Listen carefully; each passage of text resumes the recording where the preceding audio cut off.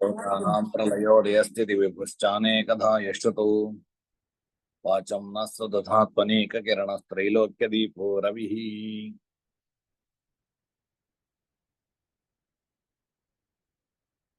ಸರಿ, ಮೊನ್ನೆ ದಿವಸ ನಾವು ನಕ್ಷತ್ರ ಮತ್ತೆ ತಿಥಿ ಮಾಡುವ ಕ್ರಮವನ್ನ ನೋಡಿದ್ದೇವೆ.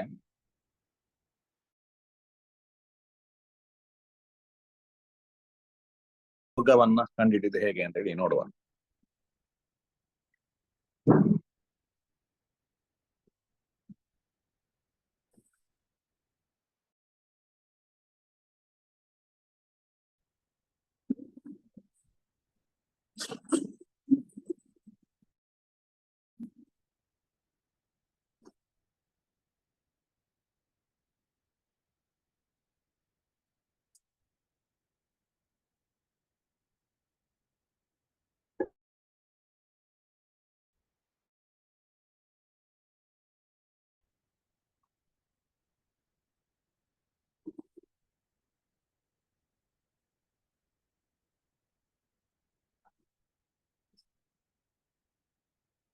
ನಿಮ್ಮ ಹತ್ರ ಪಂಚಾಂಗ ಇದೆಯಾ?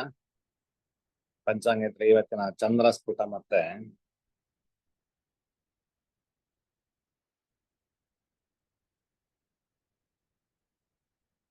ಚಂದ್ರ ಸ್ಫುಟ ಮತ್ತೆ ಸೂರ್ಯ ಸ್ಫುಟವನ್ನ ಹೇಳಿದ್ರೆ ಆಯ್ತು.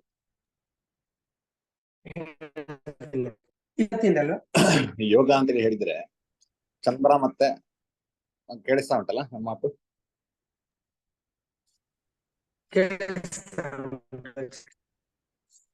ಕೇಳ್ತಿದೆ ಗುರುಗಳೇ. ಕೇಳ್ತಿದೆ. ಸರಿ ಸರಿ ಸರಿ ಸರಿ. ಆ ಚಂದ್ರ ಮತ್ತೆ ಸೂರ್ಯರ ಸಂಯೋಗವನ್ನೇ ಯೋಗ ಅಂತೇಳಿ ಕರೆಯುವಂಥದ್ದು. ಹಾಗಿದ್ರೆ ಏನ್ ಮಾಡ್ಬೇಕು ಅಂತ ಹೇಳಿದ್ರೆ ಚಂದ್ರ ಮತ್ತೆ ಸೂರ್ಯರ ಸ್ಫುಟವನ್ನ ನಾವು ಒಟ್ಟು ಮಾಡ್ಬೇಕಾಗ್ತದೆ. ಆ ಚಂದ್ರ ಮತ್ತೆ ಸೂರ್ಯರ ಸ್ಫುಟವನ್ನು ಒಟ್ಟು ಮಾಡ್ಬೇಕಾದ್ರೆ ಏನು ನಮಗೆ ಸ್ಫುಟ ಬರ್ತದೆ, ಅದು ಯೋಗ ಸ್ಫುಟ ಅಂತ ಅದನ್ನು ಕರೀತಾರೆ. ರವಿ ಸ್ಫುಟ ಹೇಳಿ. 10 ರಾಶಿ 4 10 ಅಂಶ 10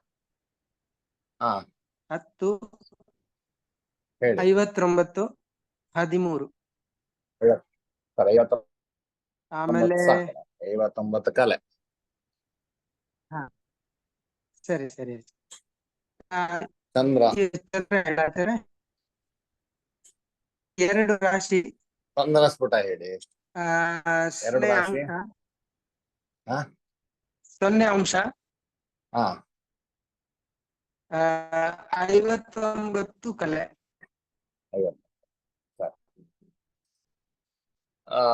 ಇದೇ ಕಾಣಿಸ್ತಾ ಉಂಟಲ್ಲ, ಬೋರ್ಡ್ ಕಾಣಿಸ್ತಾ ಉಂಟಲ್ಲ? ಕಾಣಿಸ್ತಾ ಇದೆ ಆಚಾರ್ಯ. ಸರಿ, ಇದನ್ನ ಪ್ಲಸ್ ಮಾಡ್ಬೇಕು. 9 9 18 ಕೈಲಿ 1 5 5 10 1 11 ಅಂತ ಹೇಳಿದ್ರೆ ನಮ್ಗೆ ಇಲ್ಲಿ 58 ಆಗ್ತದೆ. 1 ಈ ಕಡೆ ಬರ್ತದೆ. 10 1 11 ಇಲ್ಲಿ 4 2 6 6 11 58 ಅಂತ ಹೇಳಿ ಉತ್ತರ ಬಂತು ಅಲ್ವಾ? ಇದರಲ್ಲಿ ಏನಾದ್ರು ಕನ್ಫ್ಯೂಷನ್ ಇದೆಯಾ? ಇಲ್ಲಲ್ಲ? ಇಲ್ಲ ಕರೆಕ್ಟ್. ಸರಿ.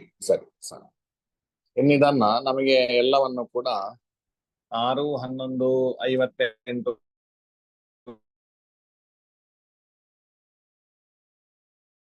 ಎಲ್ಲವನ್ನು ಕೂಡ ಕಲೆ ಮಾಡಿಕೊಳ್ಬೇಕು. ಒಂದು ಯೋಗ ಅಂತ ಹೇಳಿ ಎಷ್ಟು ಇರುವಂತದ್ದು? ಒಟ್ಟು ಯೋಗಗಳೆಷ್ಟುಂಟು?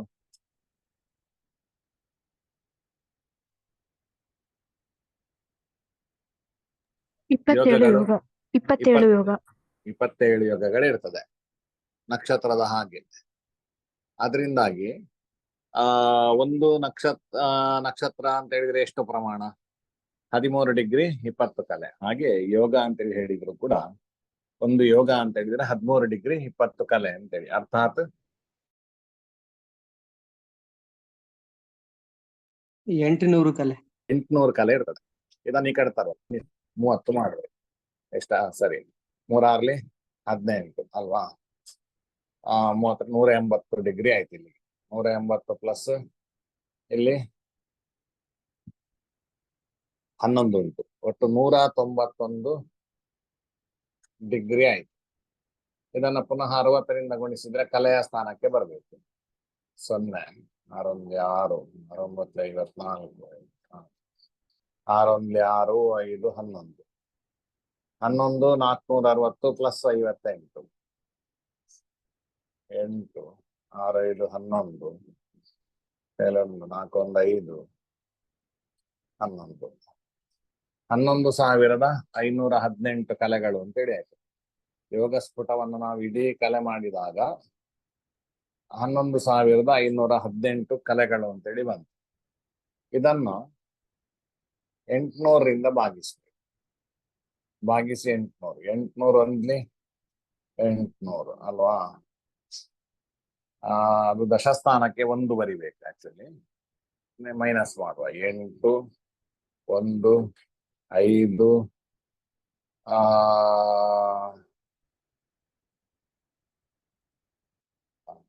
ಮೂರು ಬರುತ್ತಲ್ಲ ಗುರುಗಳೇ? ಯಾವುದು?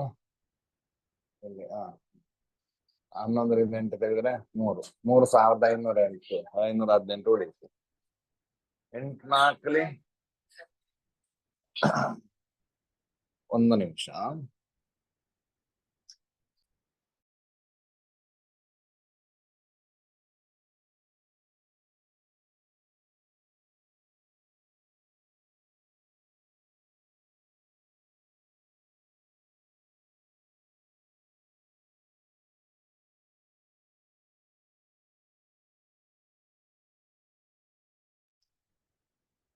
ಸರಿ, ಇದನ್ನು 8 4 32,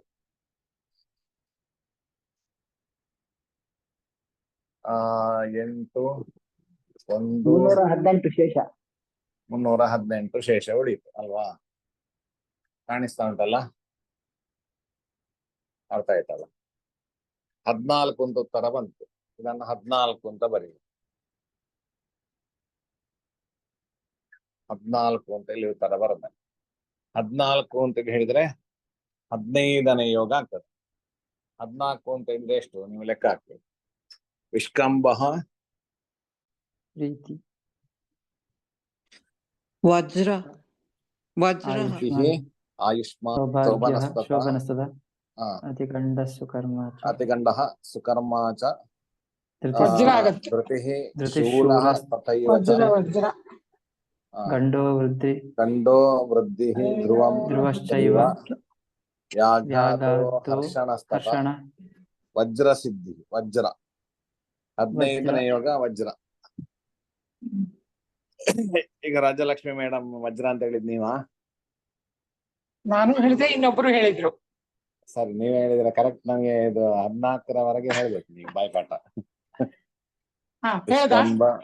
ವಿಷ್ಕಂಭ ಪ್ರೀತಿ ರಾಯುಷ್ಮಾನ್ ಸೌಭಾಗ್ಯ ಶೋಭನ. ನಿಷ್ಕಂಬ ಪ್ರೀತಿ ಆಯುಷ್ಮಾನ್ ಸೌಭಾಗ್ಯ ಶೋಭನ ಅತಿಗಂಡ ಸುಕರ್ಮ ಧೃತಿ ಶೂಲ ಗಂಡ ವೃದ್ಧಿ ಧ್ರುವ ವ್ಯಾಗತ ಹರ್ಷಣ ವಜ್ರ.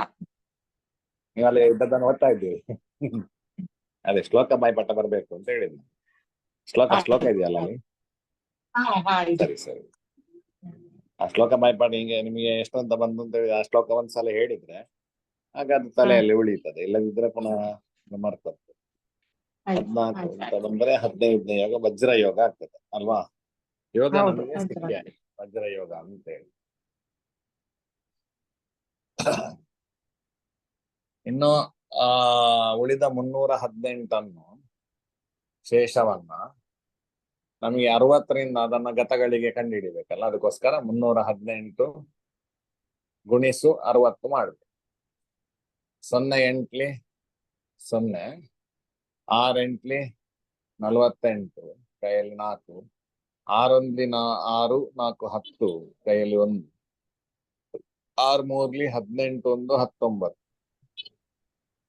19, 19,080 ಉತ್ತರ ಬಂತು. ಇದನ್ನ 800ರಿಂದ ಭಾಗಿಸ್ಬೇಕು ಪುನಃ. 8 ಎಷ್ಟ್ಲಿ 19, 8 2 16 ಅಲ್ವಾ? 0 8 9ರಿಂದ 6 ತೆಗೆದ್ರೆ 3, 3080 ಉತ್ತರ ಬಂತು. ಪುನಃ 8 3 24 0 8 10ರಿಂದ 4 ತೆಗೆದ್ರೆ 6 ಇಲ್ಲಿ 0 680 ಶೇಷ ಉಳಿಯಿತು ಅಲ್ವಾ. 23 ಇಲ್ಲಿ ಉತ್ತರ ಬಂತು. ಗತಗಳಿಗೆ 23 ಅಂತ ಹೇಳಿ ಉತ್ತರ ಬಂದಿದೆ. ಇನ್ನು 680 ಶೇಷವನ್ನ ಪುನಃ ನಮಗೆ 60ರಿಂದ ಗುಣಿಸಿದಾಗ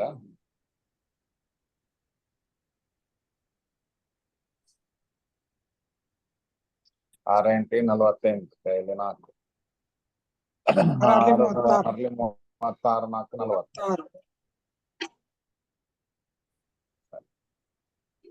ಇನ್ನು 800ರಿಂದ ಭಾಗಿಸು 800.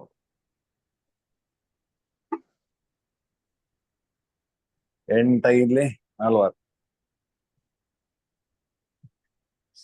ಶೇಷ 800. 8 8 ಹೋಯ್ತಲ್ವಾ. ಅದರಿಂದಾಗಿ 51 ಅಂತ ಉತ್ತರ ಬರ್ತದೆ.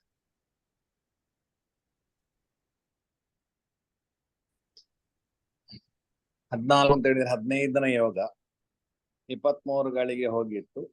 ಗತಗಳಿಗೆ 23, ಗತ ವಿಗಳಿಗೆ ನಮ್ಗೆ 51 ಅಂತ ಉತ್ತರ ಬಂತು. ಇದನ್ನ ಗಮ್ಯ ಕಂಡು ಹಿಡಿಬೇಕಾದ್ರೆ ನಮ್ಗೆ 10 ಅಂತ ಹೇಳಿ ಬರೆದು 60ಗಳಿಗೆಯನ್ನ ಬರೀಬೇಕು. ಸುಲಭ ಆಗ್ಲಿಕ್ಕೋಸ್ಕರ 50 60 ಅಂತ ಬರೆದು 23 51 ತೆಗಿಬೇಕು. 10ರಿಂದ 9 ಇಲ್ಲಿ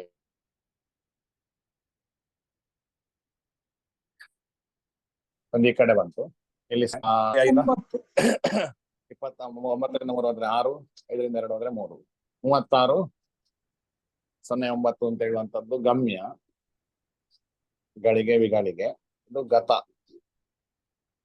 ಇದು ಗೊತ್ತಾಯ್ತಲ್ಲ ಯೋಗ ಎಲ್ಲರಿಗೂ ಗೊತ್ತಾಯ್ತಾ? ಇದರಲ್ಲಿ ಏನಾದ್ರೂ ಕನ್ಫ್ಯೂಷನ್ ಅಂತ ಸಂಶಯ ಇದ್ದ ಕೇಳಿ ಆಯ್ತಾ?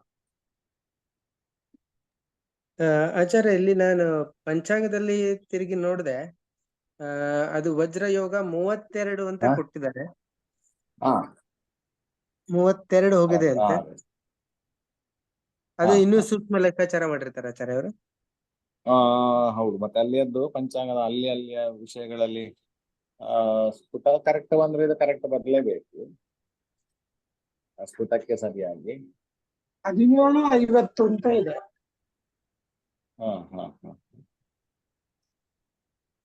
ಅಲ್ಲ, ಅದು ಸೂರ್ಯೋದಯಕ್ಕೆ ಕೊಟ್ಟಿರ್ತಾರೆ ನಿಮ್ಗೆ ಆಚಾರ್ಯ. ಈಗ ಸೂರ್ಯಸ್ಫುಟದಲ್ಲಿ ವಜ್ರ ನಿಮಗೆ ಅದು 5-5ವರೆಗೆ ನಾವು ಸ್ಫುಟ ಮಾಡಿದ್ದು. 5ವರೆಗೆ. ಹೌದು, ಈಗ ನಾವು ಲೆಕ್ಕಾಚಾರ ಮಾಡಿದ್ದ 5ವರೆಗೆ ನಿಮ್ಗೆ ಅಲ್ಲಿ ಕೊಟ್ಟಿರುವಂತದ್ದು ಸೂರ್ಯೋದಯಕ್ಕೆ. ಸರಿ ಸರಿ ಆಚಾರ್ಯ, ಹೇಳಿ. ಈಗ ಸೂರ್ಯಸ್ಫುಟದಲ್ಲಿ ಉದಾಹರಣೆಗೆ ರಾಶಿ 4 ಅಂತ ಇದೆಯಲ್ಲ, ಅಂದ್ರೆ 4ನೇ ರಾಶಿಯಲ್ಲಿ ಇದ್ದಾನೆ ಅಂತ ಅರ್ಥವಾ ಸೂರ್ಯ? 5ನೇ ರಾಶಿಯಲ್ಲಿ 4 ಆದ್ಮೇಲೆ 10 ಡಿಗ್ರಿ ಹೋಗಿದ್ದಾನೆ. ಈಗ 10 ಗಂಟೆ 11 ನಿಮಿಷ ಅಂತ ಹೇಳಿದ್ರೆ ಅದು 11ನೇ ಗಂಟೆ ನಡೀತಾ ಉಂಟು ಅಂತ ಅರ್ಥ ಅಲ್ವಾ?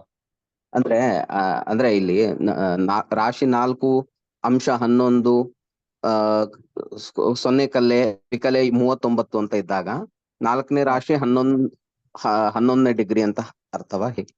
4 ರಾಶಿ ಕಳೆದು 11ನೇ ಡಿಗ್ರಿಯಲ್ಲಿ ಇದ್ದಾನೆ ಅಂತ. ಸರಿ ಸರಿ ಸರಿ. ಅಂದ್ರೆ ಕರ್ಕಾಟಕ 4ನೇ ರಾಶಿ 4 ರಾಶಿ ಕಳೆದು ಮತ್ತೆ 11 ಡಿಗ್ರಿಯಲ್ಲಿ ಇದ್ದಾನಲ್ಲ, ಯಾವ ರಾಶಿಯಲ್ಲಿ ಇದ್ದಾನೆ? ಸಿಂಹದಲ್ಲಿದ್ದಾನೆ. ಸಿಂಹದಲ್ಲಿದ್ದಾನೆ. ಇದನ್ನ ಸುಲಭವಾಗಿ ನಮ್ಗೆ ಅರ್ಥ ಮಾಡಿಕೊಳ್ಳಿಕ್ಕೆ ಇದೀಗ ಅರ್ಥ ಆಗಿ ನಿಮಗೆ 0 ಅಂತ ಹೇಳಿದ್ರೆ ಮೇಷರಾಶಿ, 1 ಅಂತ ಹೇಳಿದ್ರೆ ವೃಷಭ ರಾಶಿ ಸ್ಫುಟಗಳಲ್ಲಿ, ಆಯ್ತಾ? 2 ಅಂತ ಹೇಳಿದ್ರೆ ಮಿಥುನ ರಾಶಿ, 3 ಒಂದು ಮುಂದೆ ತಗೊಳ್ಬೇಕು. ಒಂದು ಮುಂದೆ ತಗೊಳ್. ಹೌದು. ಹಾಗಿದ್ರೆ ಮೀನರಾಶಿ ಎಷ್ಟು ಬರ್ತದೆ? ಮೀನರಾಶಿಗೆ 12 ಅಂತಂದ್ರೆ 13. ಅಲ್ಲ, ನೀವು ಮುಂದೆ ಹಾಕೋದು ಹಿಂದೆವರೆಗೆ 11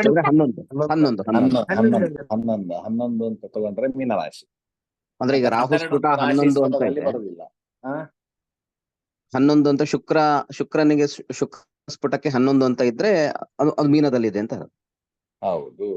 ರಾಶಿ ಸ್ಥಾನದಲ್ಲಿ 11 ಅಂತ ಬಂದ್ರೆ ಹ್ಮ್. ಮೀನದಲ್ಲಿದ್ದಾರೆ ಗ್ರಹರು ಅಂತ ಅರ್ಥ. ಇಲ್ಲಿ ಡಿಗ್ರಿ ಮತ್ತೆ ಬಂದಿರ್ತದಲ್ಲ. ಹಾ 12 ಸರಿ. ರಾಶಿ ಅಂತ ಬರ್ತದಾ? ಇಲ್ಲ, 12 ರಾಶಿ ಅಂತ ಬರುತ್ತೆ. ಆ ಸ್ಫುಟದಲ್ಲಿ ಬರುದಿಲ್ಲ. ಮತ್ತೆ 0 ಶುರು ಆಗುತ್ತೆ. ಹಾ ಸರಿ. 11 ಆದ್ಮೇಲೆ ಈಗ 0. ಸ್ಪಷ್ಟ ಆಯ್ತು, ಸ್ಪಷ್ಟ ಆಯ್ತು, ಧನ್ಯವಾದ.